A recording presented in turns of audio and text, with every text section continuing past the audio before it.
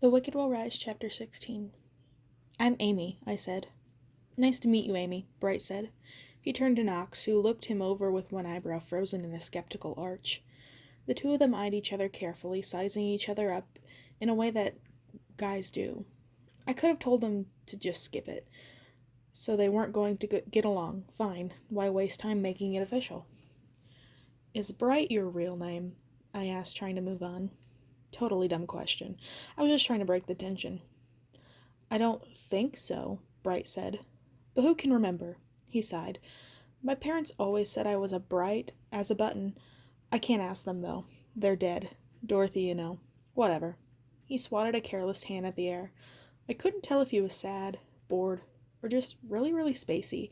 If he was the kind of guy who got lost on the regular and couldn't remember what his real name was, it was probably the latter.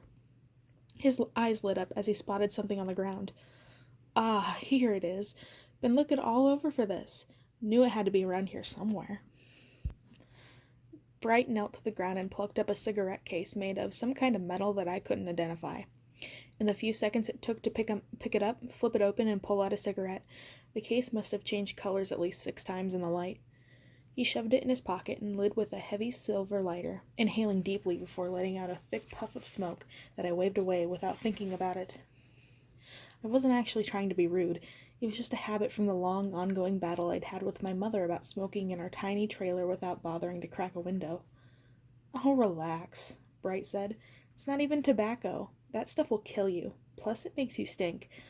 These are good for you. He took another drag, and this time when he exhaled, I noticed that the smoke was vaguely multicolored. It smelled pretty good, too, kind of like the fresh smell of pavement right after a rainstorm. What? He said, registering my curiosity. You never met anyone who smokes rainbows? Oh, come on, Knox snorted. I couldn't decide whether or not to be pleased that the appearance of the stranger had caused Knox to revert to his old, prickly self. They're rolled from the finest dried rainbow husks Rainbow Falls has to offer, Bright said. Hard to get these days, now that there's not much trade with the mainland, but I hear Dorothy has a case of 50 stashed away for some special occasions. They're all I smoke. Luckily, I have a steady supply. Got 'em straight from the source. A light bulb went off over my head. Wait, I asked, putting all the pieces together. Rainbow Falls? You don't know someone named Polychrome, do you? Bright's lips curled into a crooked, rakish smile. Know her? Yeah, I think we might have met once or twice, he said. Cool girl. Crazy as anyone you'll ever meet, but there are worse things than crazy, right? We're looking for her, I said. Do you know where we could find her? Ah, Bright tapped his chin. I might be able to help you out. Is there a reward? Knox was already seething. Yeah, the reward is that we save the kingdom from an evil tyrant, and you get to keep on smoking your rainbow cigarettes without a care in the world. Well, that's tempting, Bright said. What else have you got? I figured maybe it was time to step in and lighten the mood. How about a French 1 textbook? It's worth $40. I was half joking, but if this dude thought he was getting my necklace or even an argyle sock, he was dreaming. Which might not have been so far-fetched for a guy who smokes rainbows. Sorry, Bright said. I already speak French. Puis entrez-vous pour m'en prendre un bazar in François à la Balse? My old French teacher, Madame Polsano, would have been extremely disappointed in how quickly I'd forgotten my conversational skills. It took me a good minute to translate what he'd said, and when I figured it out, all I could do was snap my head back and shoot him my most withering look. What did he say? Knox asked, narrowing his eyes. Machet ir du cher scujan kalshuen? Ozma offered. All 3 of us turned and stared at her. She smiled and shrugged. Look, I finally said, forget all this. Tell us how we find Polychrome. Without mentioning it, I called forth a small spell. Something subtle. My fist began to burn with orange, smothering flame. Geez, Bright said, taking the hint. Don't get all hot under the collar. I'm just messing around. Although I have to admit, it's not every day I meet a girl as beautiful as you who can do magic. Knox made a moved step between us. How about you back off? He snapped, looking ready to actually punch the guy. Whoa there, mon fier. Bright said, now raising his palms in a show of completely insincere apology. I'm a lover, not a fighter. Anyway, I don't know the lady had a protector on call. As a gentleman, I stand down. As a gentlewoman, I can protect myself, I said, glaring at Knox. Then to Bright. If you think I'm pretty now, you should see what I'm splattered with blood and entrails. I'm a ruthless killer, you know. Out of nowhere, Ozma interjected. Bring us to her, she said, slamming her scepter into the ground. All three of us turned to stare at her, momentarily united in amazement, and I realized that with her scepter she suddenly looked more regal than before, and I wondered if finding it somehow made her stronger. Well, Bright said, I didn't know it was a royal command. The way I heard it, you weren't doing much commanding at all these days, your highness. But I'm nothing if not a faithful subject. I'll try to be of service if I can. Yeah, Knox said, apparently still not ready to admit that Bright was harmless. How about you do that? Whoa, chill, pal. The door to the falls will be around here somewhere. When I'm in the mood to go home, it's never too far away. Everyone else has a bitch of a time finding it. Meanwhile, half the time I feel like it's following me. When I'm not lost, that is. Go figure. He began to shamble toward the trees, I guess expecting us to tag along. What an asshole, Knox said under his breath. I elbowed him in the ribs as a friendly reminder to let it go. I didn't disagree, but for now, we needed the guy. After moving quickly through the palm trees, we found ourselves standing on a cobblestone street at the edge of the city. From the beach, we've only been able to see a silhouetted skyline across the blue sky, but now that we were in it, it was stranger and larger than I had expected. It was like something out of a fairy tale, which I know is a weird thing to say when you're already in a fairy tale, but that was Oz for you.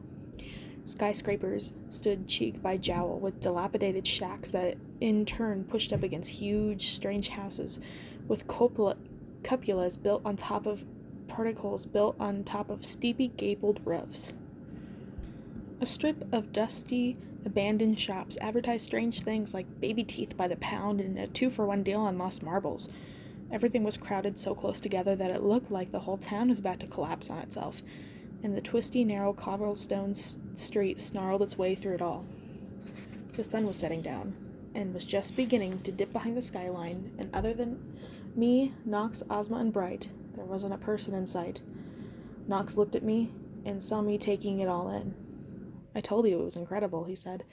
The whole time I was lost, I was hoping I'd get to show it to you. It was the corniest thing I could have ever imagined him saying. It was sweet, but it was unexpected. He noticed my surprise and looked a little embarrassed, but before he could say anything else, Bright interrupted our moment. Everybody loves the beach of misplaced objects, obviously, Bright said. But the beach is for tourists, and the city here, this is the real deal. This is where the really lost shit ends up. Like us, I mumbled. After everything, the fact that we had made our way here felt fitting. Even though we were looking for the door out, there was something about the place that felt like a final destination. You said it, not me, Bright said. He leaned against a burned-out street lamp, lit another cigarette, and regarded the street's multicolored smoke wafting out in the dusk. Let's try... He let his index finger drift lazily through the air until it landed on a random point. This way. Why that way? Knox asked. What's that way? Don't know, Bright said. Why not? He was already moving, headed toward the strip of storefronts facing the beach. He peered into the store that appeared from the window display to only stock old broken doll parts, then shook his head. Nope, he said. Not in here. How long does this usually take you? I asked. To find the door? Depends. One thing about always being lost is you get a lot of practice when it comes to finding your way home, but you never know. Sometimes it takes 5 minutes, sometimes a week. Look, my track record is way better than most people's. You guys could look for the door for the rest of your lives and never quite get there. You're lucky to find me. I was still stuck on the numbers. A week? I asked. I don't know if we really have that long. Well, let's hope it doesn't take a week then. I'm telling you, it's unpredictable. One time it took me something like a year to get back to the Citadel. Polly was righteously pissed. I was like, dude, maybe try to make your damn glass castle so hard to find. A year? I asked incredulously. Ozma, who had been silent since her earlier outburst, looked around and waved her new-found scepter. Suddenly I noticed an alleyway where there hadn't been one before, wedged between the doll shop and the place that sold the baby teeth. Maybe the suggestion spell Mombi had put on her ear was still at work. Bright noticed the alley at the same time I did. "Well, what do you know?" he said. He cocked an eyebrow at Ozma. "I guess having a queen along for the ride has its uses."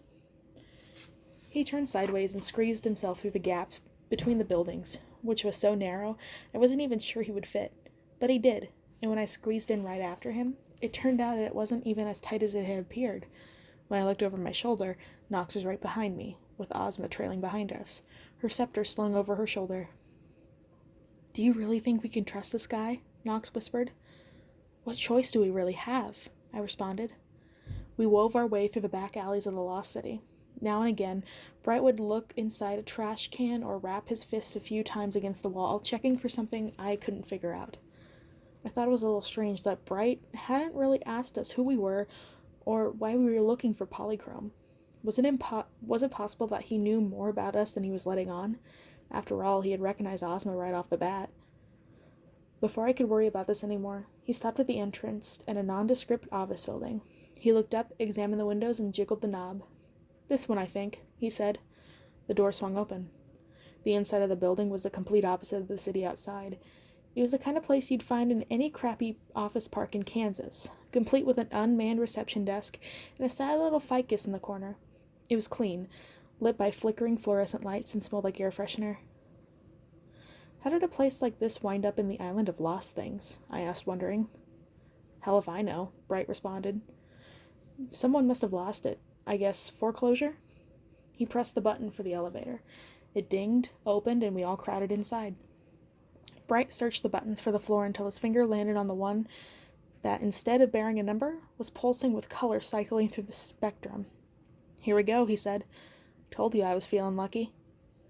Bright punched the buttons, then turned to me and winked. "Next stop, Rainbow Falls." I felt us going up, first slowly and then faster and faster. Finally, after both my ears had popped from the altitude, the door swung open. But we weren't facing the empty hallway or a bank of cubicles you might have expected given the decor downstairs. Instead, we were looking out into a blue open sky where a bright, vertiginous fall of rainbows, rushing like water, crashed thousands of feet toward the ground. It was breathtaking. It was one of those things that make you remember, even from the elevator of a crappy office building, that you were really in a fairyland.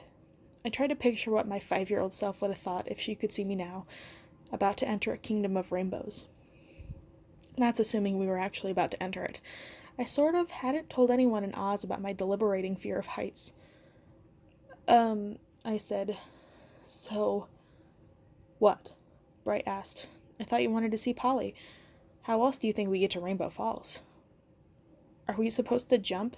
I asked, my heart beginning to race. I'd already spent way more time than I cared to in a state of total emotional freefall, and here I was being asked to do it yet again, this time literally. Instead of answering, Bright wriggled his eyebrows and leapt. "Cannonball!" he shouted before launching himself in the elevator. Nox, never the type to be outdone, gave me a cocky, pitched smile and was right behind him with a joyful whoop, plunging into the raging sea of color. Boys, I thought, what show-offs. I knew I had to jump too, and I knew that no matter how I felt, I had to push the fear away. There wasn't room for it. I was working up the nerve to go for it when Ozma extended a hand. "Come," she said. "Don't be scared." Something in her tone made me want to show her that I wasn't, so I took the closest thing to a running start the confines of the elevator would allow us, and sailed out into the colors of the sky below.